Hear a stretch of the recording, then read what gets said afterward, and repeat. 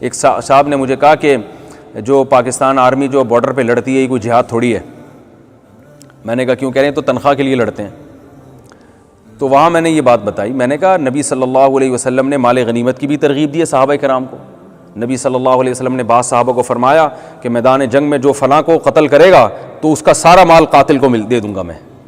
من قتل قتیلا فلہ سلبہ.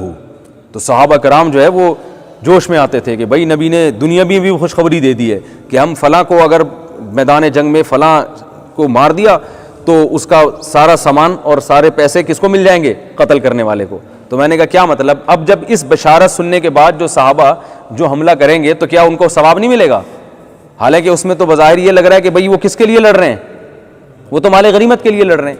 اور نبی نے ترغیب دی ہے کہ جو قتل کرے گا تو مقتول کا سارا مال اس کو دے دوں گا میں. تو اس لالچ میں بھی صحابہ گئے ہیں، لیکن پھر بھی ان کا عمل کیا تھا؟ جہاد بھی تھا، اور اگر اسی لڑائی میں وہ قتل ہو جاتے تو شہید بھی کہلاتے. وجہ اس کی یہ تھی کہ بھائی یہ ہم کہہ سکتے ہیں کہ ان کی نیت آخرت تھی، مگر آخرت کے ساتھ ساتھ جو اللہ نے دنیا میں ایک نعمت رکھی ہے مال غنیمت کی، ان کے دل میں اس نعمت کی بھی لالچ پیدا ہوئی.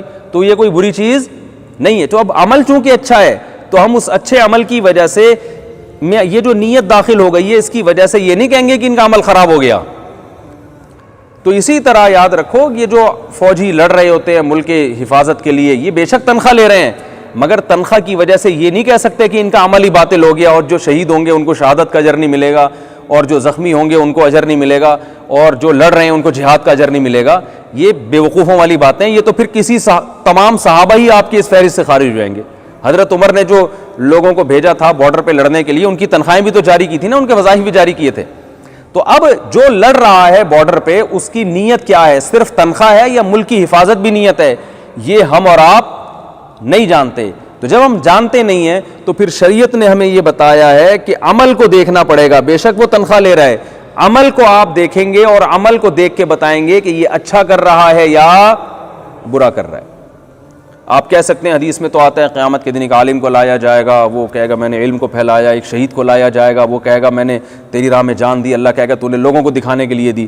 تو اس سے وہ شہید مراد ہے جس کی باقاعدہ نیت صرف اور صرف لوگوں کو خوش کرنا ہو. اگر لوگ نہ ہوتے تو یہ بالکل لڑتا ہی نہیں. اس کے دل میں اللہ کی رضا کا جذبہ سرے سے موجود ہے ہی نہیں. اور یہ حالت صرف اللہ ہی جانتا ہے، اللہ کی مخلوق نہیں جانتی. تبھی میدان جنگ میں جو بھی شہید ہوگا تو ہمیں حکم یہ ہے کہ اس کو ہم غسل اور کفن دیے بغیر دفنائیں. وجہ کیا ہے بھائی؟ ہمیں تو ظاہر کو دیکھنے کا حکم ہے. اب وہ دل میں اس کے کیا تھا یہ کون جانتا ہے؟ اللہ جانتا ہے. ورنہ شریعت ہمیں کہتی کہ جو میدان جنگ میں شہید ہو رہا ہے تو پہلے چیک کرو کہ اس کی نیت کیا تھی، اس کے دوستوں سے بلاؤ، حالات پوچھو، یہ تنخواہ کتنی لے رہا تھا ہے بھائی ٹھیک ہے نا، اس کے دل میں مال غنیمت تو نہیں تھی، تنخواہ اس کے کتنی تنخواہ ملنے والی تھی، کوئی ویڈیو کیمرے سے ریکارڈنگ تو نہیں ہو رہی تھی، پتہ چلا ہو سکتا ہے یہ بہادری دکھانے کے لیے کر رہا ہو.